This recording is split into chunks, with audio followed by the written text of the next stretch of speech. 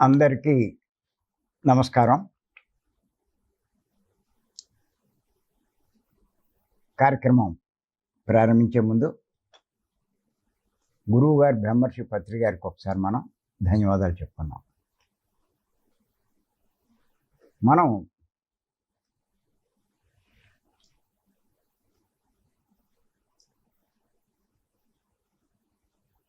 గత కొన్ని రోజులుగా మేడం బ్లాబర్స్కి సందేశాలు చెప్పుకుంటున్నాం. నిన్న కూడా చెప్పుకున్నాం. దానికి కంటిన్యూషనే ఈరోజు మనం చెప్పుకునేది. ఏమిటంటే ఆ సందేశం రాసుకోండి. నిన్న రాసుకున్నాం, మళ్ళీ రాసుకోండి. ఆత్మజ్ఞానికి hypnotism, mesmerism, magnetism, vandalism, black magic, animal magic ఇలాంటి మంత్రతంత్ర విద్యల పట్ల ఆసక్తి కనబరచడు. ఉన్న ప్రదర్శించడు అని తెలుసుకున్నాం. ఇంచేతంటే తాను చేసే సాధన వల్ల తనకు తెలియకుండానే ఎవరికైనా కొన్ని శక్తులు సంక్రమిస్తాయి.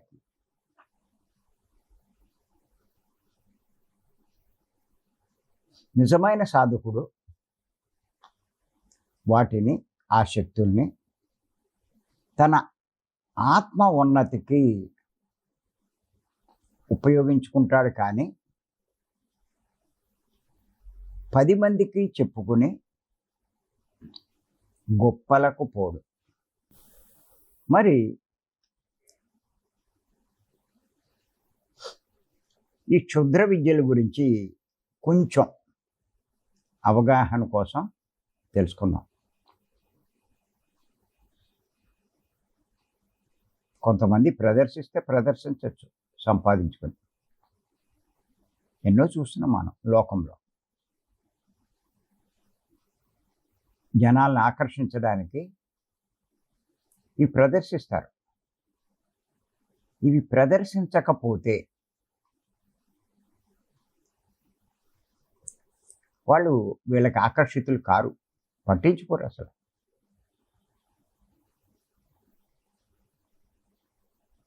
అంచేత మనం చూస్తున్నాం విభూతులు సృష్టించడం, శివలింగాలు సృష్టించడం, గొలుసులు సృష్టించడం, ఇలాంటి రకరకాలు చేస్తున్నారు.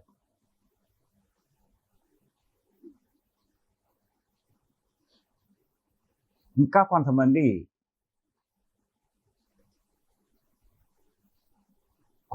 అమాయకులకి డబ్బు అవసరము అనేటువంటి వాళ్ళని పోగేసి వాళ్ళకి బాగా డబ్బు ఇచ్చి వాళ్ళకి ఏమీ లేకపోయినా ఉన్నట్టుగా నటించమని, బాధపడుతున్నట్టు నటిస్తూ ఉంటాడు.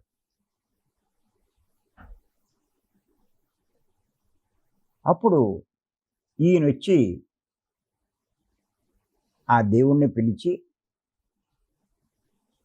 ఆయన నీకు స్వస్థత చేస్తున్నాడు, నీలో ఉన్న ఈ రుగ్మత తొలగిస్తున్నాడు అని 3 సార్లు అనేసరికి వాళ్ళు లేచి మామూలుగా తిరుగుతాడు.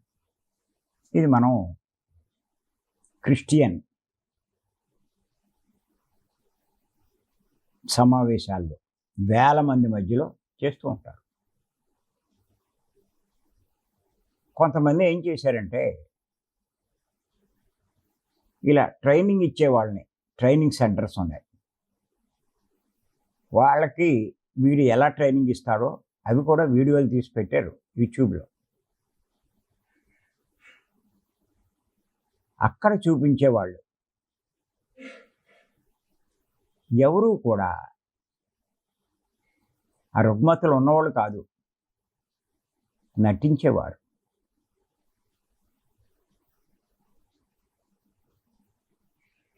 దాంతో ఆ పాస్టర్కి, ఆ ఫాదర్కి ఎన్నో శక్తులు ఉన్నాయి. జీసస్ ఆయన చేతిలో ఉన్నాడు, ఆయన చెప్పినట్టే ఆయన వింటాడు అనే ఉద్దేశంలో వాళ్ళు స్వస్థత పొందాలని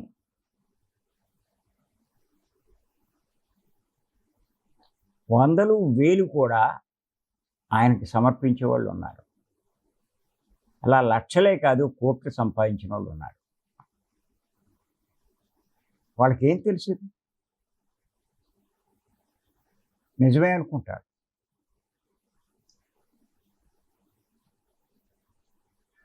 ఆ ఫాదర్ని గుడ్డిగా నమ్ముతారు. ఏం చేయమంటే చేస్తారు. అలా ఆకర్షిస్తారు.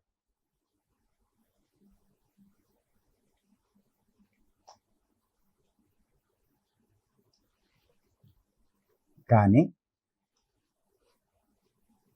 ఇక్కడ ప్రదర్శించి వాళ్ళు డబ్బు సంపాదించవచ్చు, కానీ పైన వాడు చేసే పనులు గమనించబడుతూ ఉంటాడు. ఎంతకాలం సాగుతుంది? వాడి పాపం పండే వరకు. అమాయకులను ఇలా మోసగించడం, తప్పుదారి నడిపించడం, వాళ్ళ ద్వారా వాడు లాభం పొందడం, అది పైలోకవాసులు ఎవరైతే భగవంతుడు అంటున్నాడో అంగీకరించరు. వాళ్ళు అంగీకరించరు. చూస్తారు, టైం ఇచ్చి చూస్తారు. దేనికైనా పాపం పడాలి.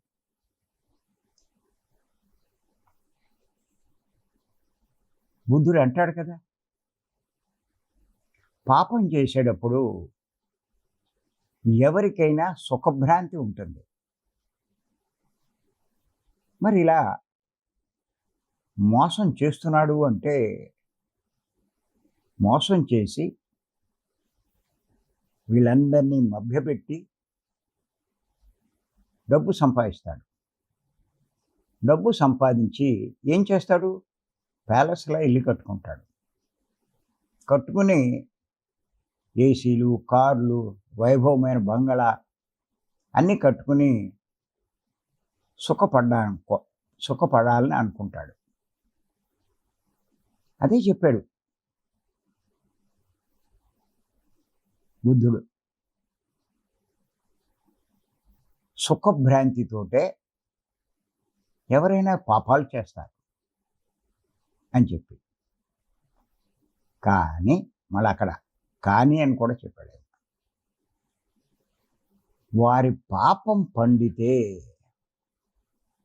పాపం పండనంతసేపు ఏమి అవదాడికి, గొప్పగా వెలిగిపోతాడు. పాపం పండితే ఆ పరిస్థితి చాలా దుర్భరంగా తయారవుతుంది. వాడి పరిస్థితి ఘోరంగా తయారవుతాయి.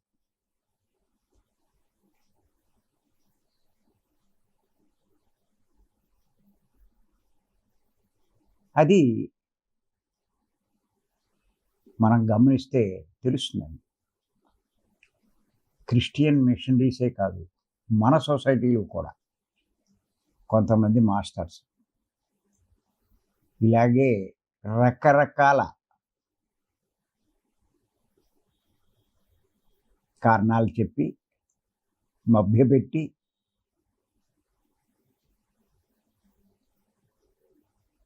ఎంతో సంపాదిస్తున్నారు. కానీ గమనించినట్లయితే కొన్నాళ్ళకి వాళ్ళు అదృశ్యమైపోతారు. చేసిన పనికి ఎన్నో రెట్లు వాడు బాధ అనిపిస్తాడు. అంతేకాదు, ఆ స్థితికి ఎదిగిన వాడు సరిగ్గా జీవించినట్లయితే ఈ జన్మలోనే ఆ మోక్షాన్ని పొందగలిగి ఉన్నా కూడా ఇలాంటి పని చేయడం వల్ల మళ్ళా కొన్ని వందల జన్మలు ఎత్తవలసి వస్తుంది. అంత నష్టపోతాడు. మరి అంత తెలివైన వాడు ఇంత చిన్న విషయాన్ని ఎందుకు ఆలోచించలేకపోతున్నారు అంటే ఆశ, సుఖభ్రాంతి. బుద్ధుడు చెప్పాడు కదా, సుఖభ్రాంతి అని చెప్పి.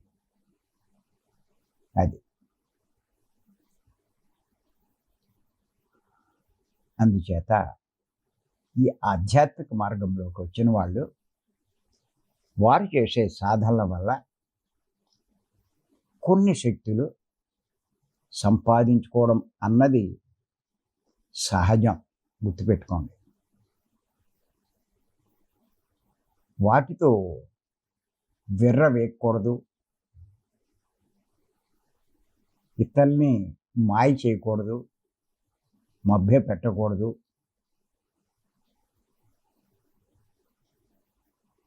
అన్నది తెలుసుకోండి. ఇది నేను పత్రి గారి దగ్గర స్పష్టంగా గమనించాను. నిజంగా కూడా ఆయన ఎవ్వరిని మభ్యపెట్టడు, మాయ చేయుడు, ప్రదర్శించడు. ఆయన ఒకటే చెప్తాడు, ఎందుకు నీ మాయను ప్రదర్శిస్తావు? నీకున్న శక్తుల్ని ప్రదర్శించి వాళ్ళు మోసగిస్తావు. నువ్వు ఆకట్టుకోవాలి అంటే నీ జ్ఞానంతో ఆకట్టుకో, అంతేకాని ఇలాంటివి నువ్వు ప్రదర్శించక్కర్లేదు, ప్రదర్శించకు అని చెప్తాడు. అందుకే ఆయన స్పష్టంగా చెప్తాడు, నీ వేషం మార్చొద్దు,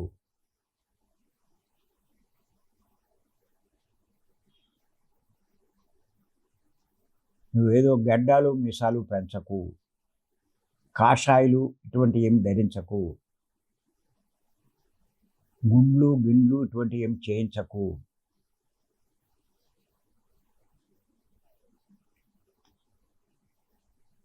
ఇటువంటి పనులు చేసి ఆకట్టుకోవాలని చూడకు.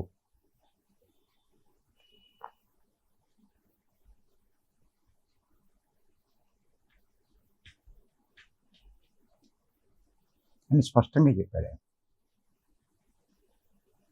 స్త్రీలకేటి పురుషులకేటి ఆయన చెప్పింది ఇదే. అందుకే మన సొసైటీలో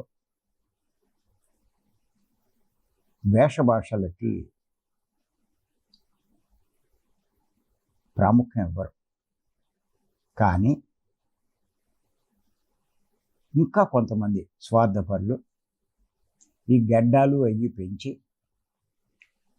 జుట్టు అన్నీ పెంచి స్వామీజీలా అవతారం ఎత్తారు, అనుభవిస్తారు. ఎవరికైనా పాపం పండాలి.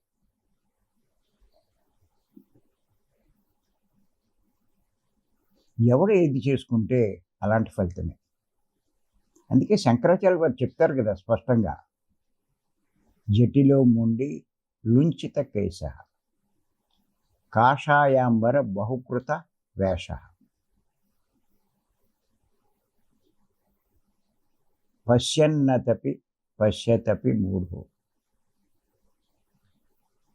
అంటే నీ ఉదర పోషణ కోసం, డబ్బు సంపాదించడం కోసం వేసే వేషాలే కానీ దానివల్ల ప్రయోజనం లేదు అని శంకరాచార్య వారే చాలా స్పష్టంగా చెప్పారు. పత్రిగా చెప్పారు. ఎటువంటి వాళ్ళండి వీళ్ళంతా? ఆచరించి చూపించారు. ఎవరు వచ్చినా నేను మాయ వేసి తగ్గిస్తాను, మాయ చేసి ఎనర్జీ ఇచ్చి తగ్గిస్తాను, అయి చేసి తగ్గిస్తానని చెప్పి ఎప్పుడు ఆయన చెప్పేవాడు కాదు. ఇంచక్క శ్వాస మీద ధ్యాస చేసుకో, మాంసాహారం మానేయి అని మార్గం చెప్పేవాడు. ఎవరైతే దాన్ని తీవ్రంగా చేస్తారో ఖచ్చితంగా వాళ్ళు బయటపడతారు. నేను అదే చెప్తూ ఉంటాను. చాలామంది వస్తున్నారు నా దగ్గరికి వస్తున్నారు, ఇంకా వస్తున్నారు కూడా. నిన్న కూడా కొన్ని ఫోన్లు వచ్చినాయి. ఒకటే చెప్తున్నాను, భీమవరం రండి అంటాను. చాలామందికి ఏంటంటే ఈయన మాట్లాడితే భీమవరం రండి అంటాడు అని ఇదో జబ్బు ఒకటి ఉంది జనాలకి. నువ్వు భీమవరం రాకపోతే సరైన ధ్యానం ఎలా చేస్తావు? సరైన ధ్యానం చేయకపోతే నువ్వు నీకున్న రుగ్మతల్లోంచి ఎలా బయటపడతావు? అందుకే భీమవరం రండి అని చెప్పడానికి కారణం, అంతకన్నా ఇంకేం లేదు. మీరు జనమంతా వచ్చి నా మీద పడితే నేను మటుకు ఏం చేయగలను చెప్పండి? అక్కడ ఎంత కెపాసిటీ ఉందో అంత మటుకు మనం ఏర్పాటు చేయగలం.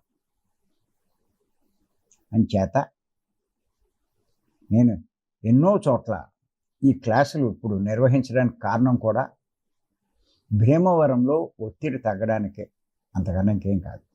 గుర్తుపెట్టుకోండి. ఎందుకు చేస్తున్నాం? భీమవరంలో ఒత్తిడి తగ్గించడానికి. ఇప్పుడు బయట 4-5 క్లాసులు అన్ని ఏరియాల్లో పెడుతున్నాం. ఇంకా భీమవరం దాకా ఎందుకు అనే అభిప్రాయంతో కొంతమంది ఆ క్లాసులకు వస్తారు. అంచేత మనకి ఇక్కడ సరిపోతున్నది, ఏ ఇబ్బంది లేకుండా. లేకపోతే నాకే కొంచెం డౌట్ వచ్చేది, ఇలా జనం పెరిగిపోతే ఎలా మనకి అని చెప్పి. అంచేత మార్గం చూపించాలి వాళ్ళకి. మీరు రమణ మహర్షికి ఎవరు వెళ్ళినా సరే నిన్ను నువ్వు తెలుసుకో, విచారణ చెయ్యి అనేవారు. ఆ పని చేస్తే వాడి పరిష్కారం దొరుకుతుంది. ఆయన చెప్పినట్టు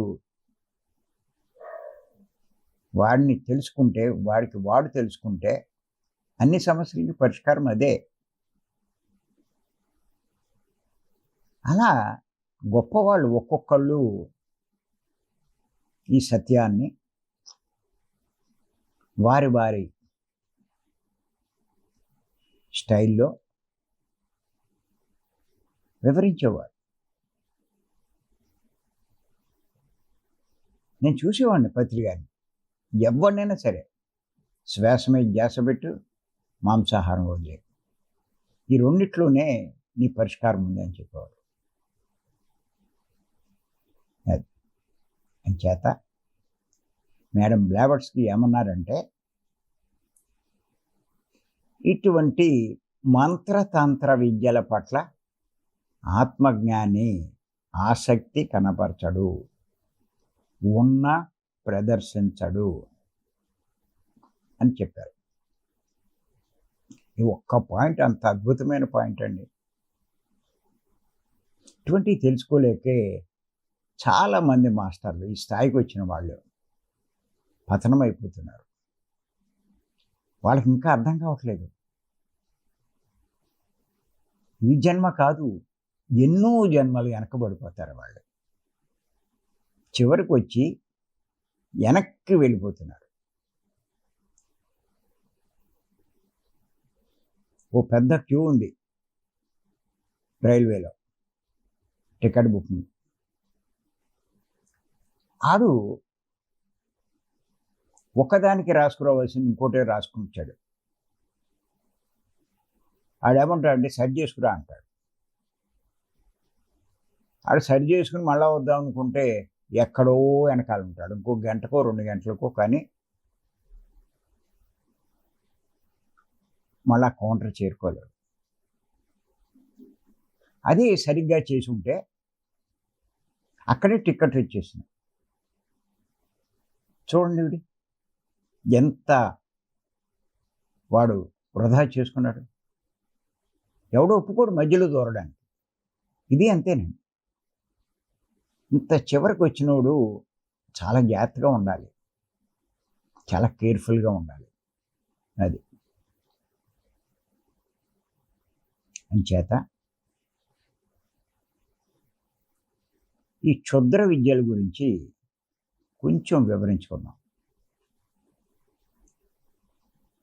హిప్నాటిజం అంటే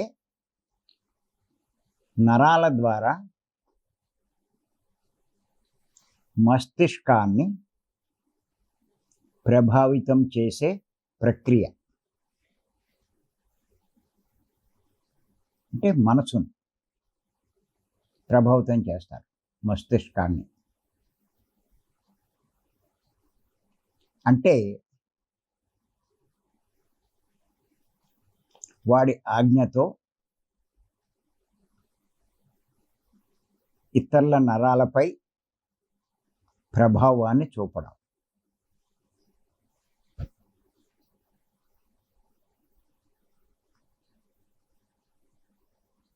హిప్నటైజ్ చేస్తారు. గత జన్మలో తీసుకెళ్తాను, కళ్ళు మూయించి చెప్తూ ఉంటే మైండ్ దానికి ప్రభావితం అయిపోతుంది. ఏది చెప్తే అది, ఏం చూసావు అంటే ఇలాగా ఉంటుంది. అది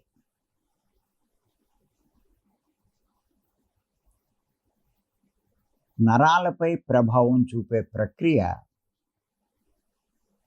చేతన అవుతే మస్తిష్కంపై ప్రభావం చూపే ప్రక్రియ అచేతనం అవుతుంది. వాడు అచేతన స్థితికి వెళ్ళిపోతాడు.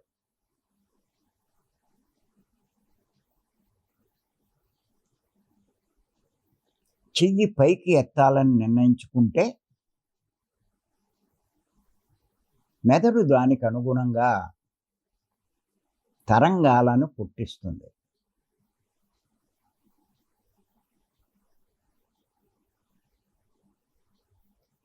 వాడికి నీ చెయ్యి పైకెత్తు అంటే పైకెత్తాడు, కాలు పైకెత్తు అంటే కాలు పైకెత్తాడు. అది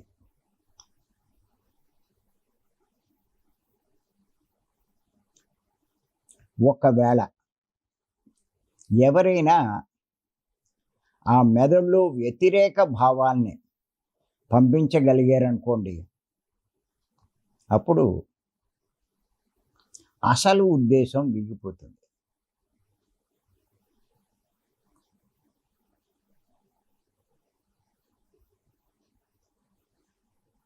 ఆ స్థితికి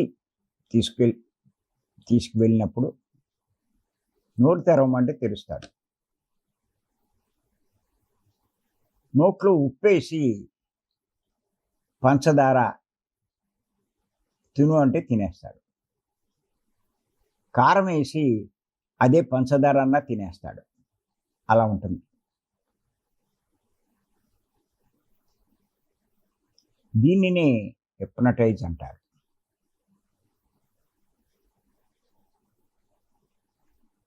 ఇంకొక విద్య క్షుద్ర విద్య అంటారు.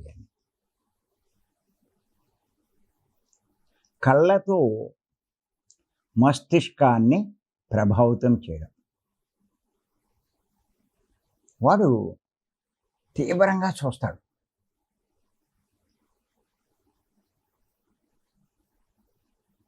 ఇంకా వాళ్ళు ఆ కళ్ళల్లో కళ్ళు పెడితే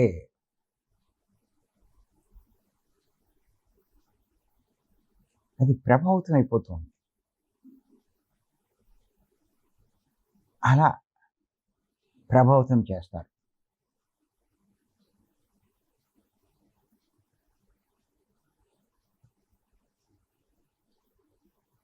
మీ భావాల్ని బదిలీ చేయొచ్చు ఆ రకంగా. దీన్ని మెస్మరైజ్ అంటారు. కొంతమందికి ఇలాంటి విద్యలు సంపాదిస్తారండి. సంపాదించి ప్రజల్లో ఆ బలహీనతలు ఉన్న వాళ్ళని ప్రభావితం చేసి వీళ్ళేదో చాలా గొప్పవాళ్ళు అన్నట్టుగా ప్రదర్శిస్తారు. వాళ్ళని అనేక రకాలుగా దోచుకునే వాళ్ళు ఉన్నారు. మనకి యూట్యూబ్లో చూపిస్తూ ఉంటారండి ఇవన్నీ. చాలా రకాలు ఉన్నారు ఈ స్వామీజీలు, గురువులు, ఇలాంటి వాళ్ళంతా.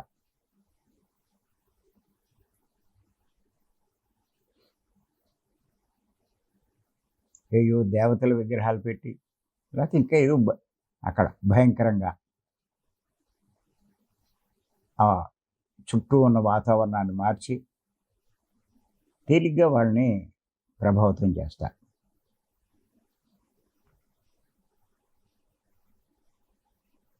మెటలోథెరపీ. మెటలోథెరపీ అంటే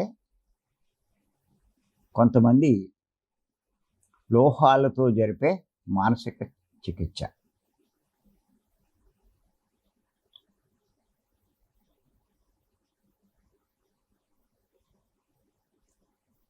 ఆ కాపరు అలాంటి కొన్ని లోహాలతో చేయబడినటువంటి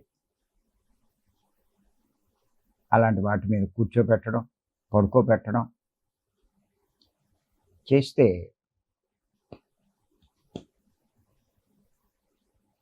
వాళ్ళు కొన్ని మానసికమైన మార్పులు వచ్చి కొంత పని జరుగుతూ ఉంటుంది. కొంతమంది మ్యాగ్నెట్లు ఉపయోగిస్తారు ఆ నొప్పులు ఈ నొప్పులు తొలగించడానికి.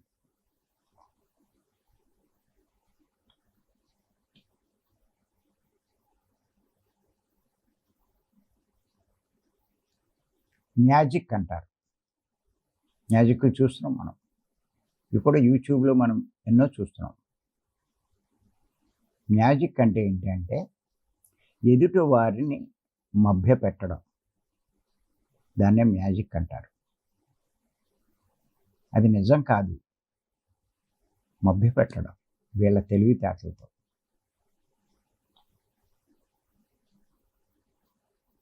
మనిషిని మధ్యకి కోసేస్తారు, మళ్ళా అతికేస్తారు. వాళ్ళు చూసేవాళ్ళకి నిజమే అనుకుంటారు, ఏమీ లేదు అక్కడ. ఆర్ట్ మళ్ళీ చూపిస్తారు వాళ్ళు, కొంతమంది చూపిస్తారు ఇక్కడ ఏమీ జరగలేదు, మిమ్మల్ని మభ్యపెట్టామంతే అని చెప్పి చూపిస్తారు కూడా కొంతమంది. దాన్నే మ్యాజిక్ అంటారు, మ్యాజిక్ షో. బ్లాక్ మ్యాజిక్ ఎన్ని క్షుద్ర విద్యలు. ఇక్కడ అయస్కాంత శక్తి ప్రవాహం జరుగుతుంది. ఇంకా చెప్పుకోవాలంటే వశీకరణ విద్యే బ్లాక్ మ్యాజిక్.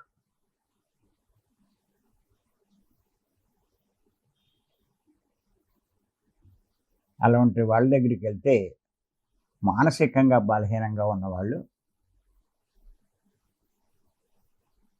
వాళ్ళు వశీకరించుకుంటారు వాళ్ళ విద్యతో. వాళ్ళు లొంగిపోతారు, సరెండర్ అయిపోతారు. ఎవరు చెప్పిన ఎండో వాళ్ళు ఏది చెప్తే తింటారు. అటువంటి వాళ్ళ దగ్గరికి ఈ మానసిక బలహీనంగా ఉన్నవారు వెళ్ళడమే వాళ్ళ తప్పు. తర్వాత సర్వనాశనం అయిపోతారు. ఇవన్నీ క్షుద్ర విద్యలు. ఇవి కాకుండా కొన్ని అతీంద్రియ విద్యలు ఉన్నాయి. అంటే ఈ ఇంద్రియాలతో ప్రదర్శించే విద్యలు కాకుండా ఈ ఇంద్రియాలకు అతీతంగా ప్రదర్శించే విద్యలను అతీంద్రియ విద్యలు అంటారు. శక్తులను అతీంద్రియ శక్తులు అంటారు. ఇప్పుడు మనం అతీంద్రియ విద్యల గురించి చెప్పుకుందాం. ఒకటి ఏంటంటే అందులో టెలిపతి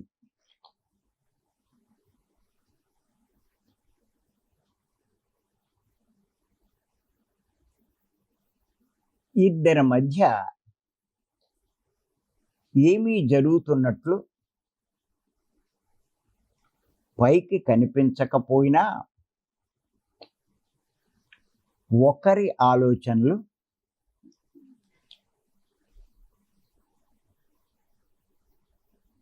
ఇంకొకరికి తెలుస్తాయి. ఇద్దరి మధ్య ఏమీ జరుగుతున్నట్టు కనిపించకపోయినా పైకి కనిపించవు, ఒకరి ఆలోచనలు ఇంకొకరికి తెలుస్తాయి. ఎలా అంటే నీ ఆలోచనల వల్ల నీ మనోశక్తి ప్రసారం అవుతుంది.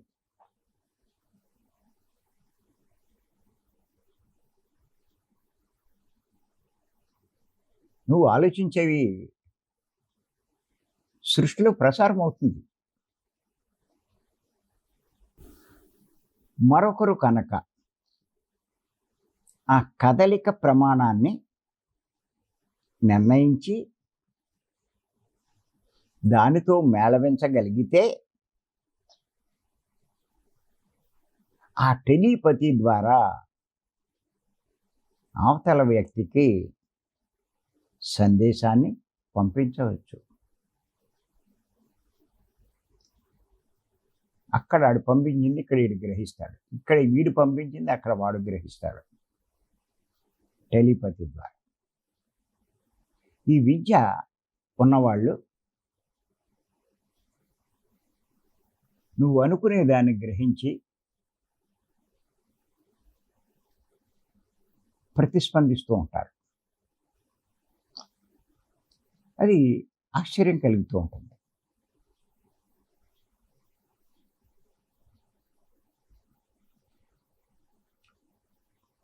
ఇది పత్రిక దగ్గర మనం బాగా గమనించవచ్చండి. ఇంకో విద్య ఏంటంటే సైకోమెట్రీ.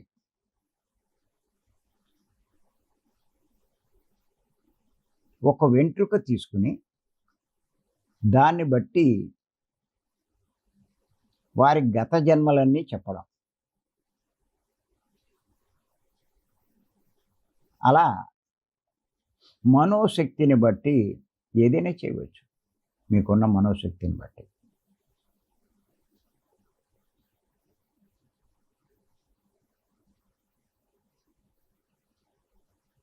ఇంకొక విద్య ఏంటంటే క్రియేటివ్ యాక్షన్ అంటారు.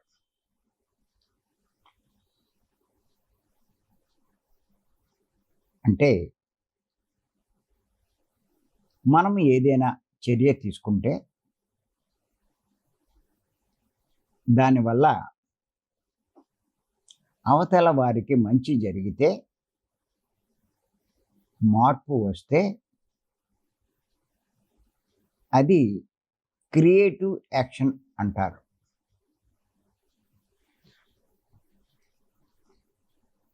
చేస్తారు అలా గురువులు కూడా.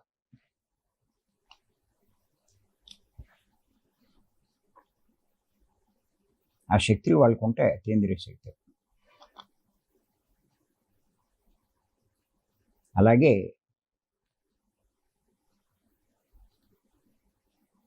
బైలొకేషన్.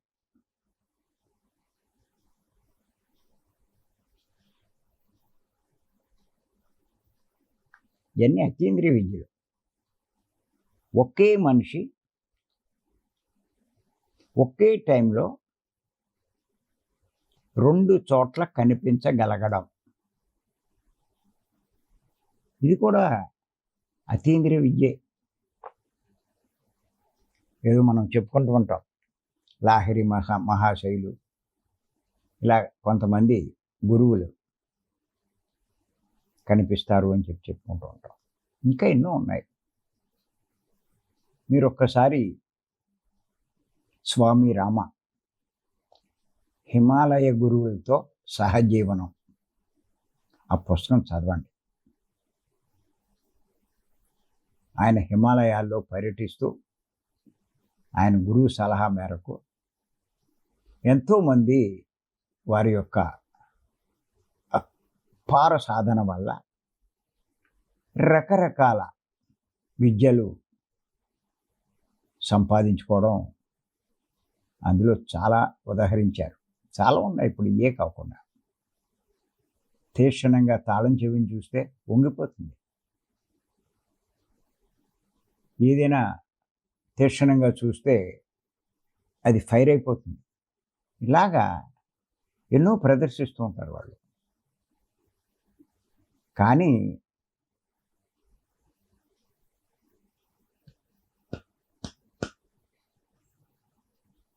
ఇప్పుడు మనం తెలుసు సన్యోగి అని. ఆయన భోంచేయడంట, సూర్యరశ్మే తింటూ ఉంటాడంట.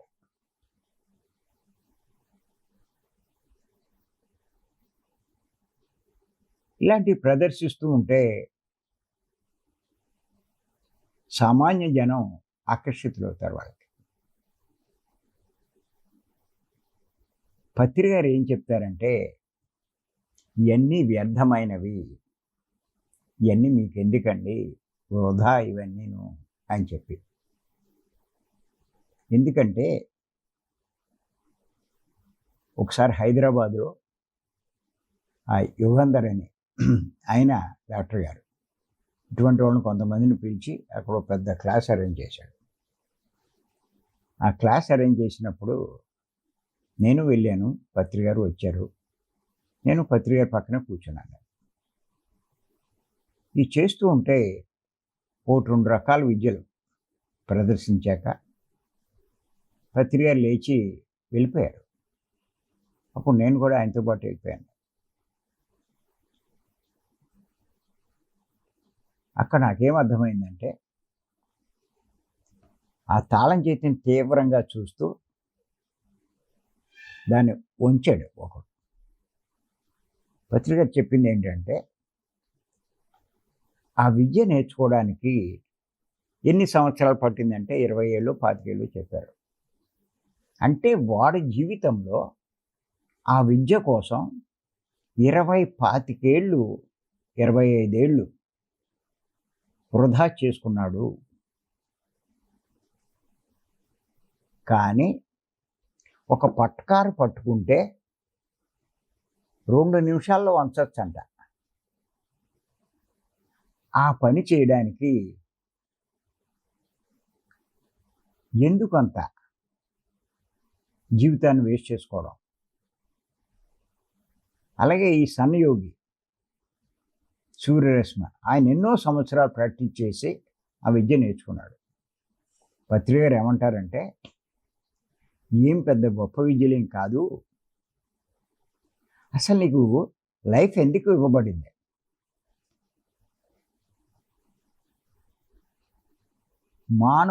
మానవ అనుభవాల కోసం భూమి మీదకి వచ్చిన వాడే భగవంతుడు.